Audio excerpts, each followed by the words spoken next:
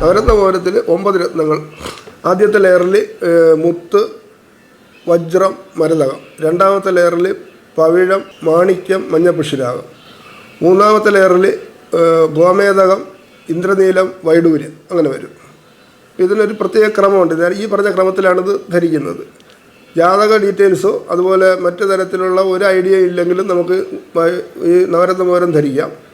വെള്ളിയിലും ചെയ്യാം, സ്വർണ്ണത്തിലും ചെയ്യാം. ഞായറാഴ്ച രാവിലെ 6:45 7:15 ധരിക്കാം. അല്ലെങ്കിൽ വെള്ളിയാഴ്ച രാവിലെ 6:45 7:15 ആദ്യമായിട്ട് ധരിക്കുക. ഇത് കോമൺ ആയിട്ട് എല്ലാ ഗ്രഹങ്ങളെയും പ്രീതിപ്പെടുത്തുമെന്നുള്ളൊരു അഭിപ്രായമാണുള്ളത്. ആന്ധ്രാപ്രദേശിലുമായിട്ട് ബന്ധപ്പെട്ട ഒരു ഫാമിലിയുടെ വകയാണെന്ന് അവർ അവകാശപ്പെടുന്നുണ്ട്, ഇതിൻ്റെ നിർമ്മാണ രീതിയും കാര്യങ്ങളുമൊക്കെ.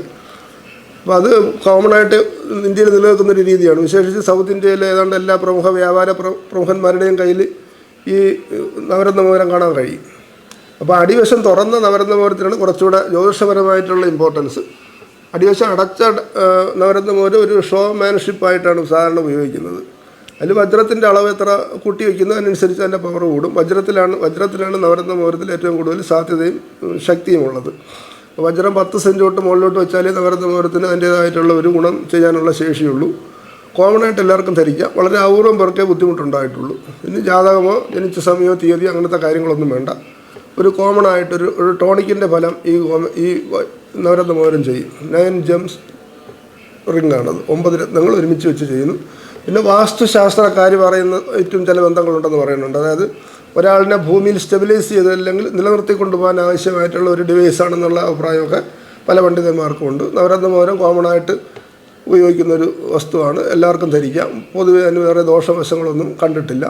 വളരെ അപൂർവം ആൾക്കാർക്ക് മാത്രമേ പ്രശ്നങ്ങൾ കണ്ടിട്ടുള്ളൂ. അത് ഈ വജ്രം ചേരാത്തവർക്ക്, ഡയമണ്ട് ചേരാത്തവർക്കായിരിക്കും അങ്ങനെ ബുദ്ധിമുട്ടുണ്ടായിട്ടുള്ളതെന്നാണ് പറയപ്പെടുന്നത്.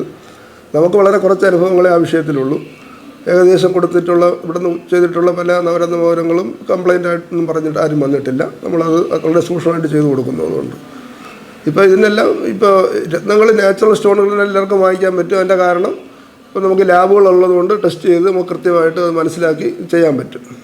നവരത്ന മോതിരം ഞായറാഴ്ചയോ വെള്ളിയാഴ്ചയോ രാവിലെ 6:45 7:15 ഉപയോഗിക്കാം. കണ്ടിന്യൂസ് ആയിട്ട് ഉപയോഗിക്കാം. നവരത്ന മോതിരത്തിന് വളരെ ചെറിയ സൂക്ഷ്മമായിട്ടുള്ള രത്നങ്ങളാണ്. അപ്പോൾ അതിനത്ര സൂക്ഷിച്ച് ഉപയോഗിക്കണം. തറയിലൊക്കെ വീണ് കഴിഞ്ഞാൽ കല്ലുകൾ ഇളകി പോകാനുള്ള സാധ്യതയൊക്കെ ഉള്ള രീതിയിലാണ് ഇത് ചെയ്തെടുക്കുന്നത്. അപ്പോൾ വളരെ സൂക്ഷിച്ച് വേണം ഉപയോഗിക്കാൻ.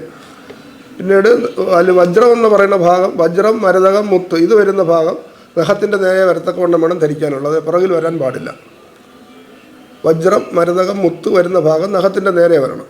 ആ രീതിയിൽ വേണം നവരത്ന മോതിരം ധരിക്കാൻ. എന്നാലേ അതുകൊണ്ട് പ്രയോജനം ഉണ്ടാവുകയുള്ളൂ.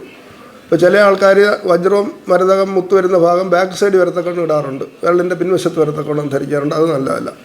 മോതിര വിരലിൻ്റെ ചൂണ്ടുവിരലിലോ ഈ നവരത്ന മോതിരം ധരിക്കാം.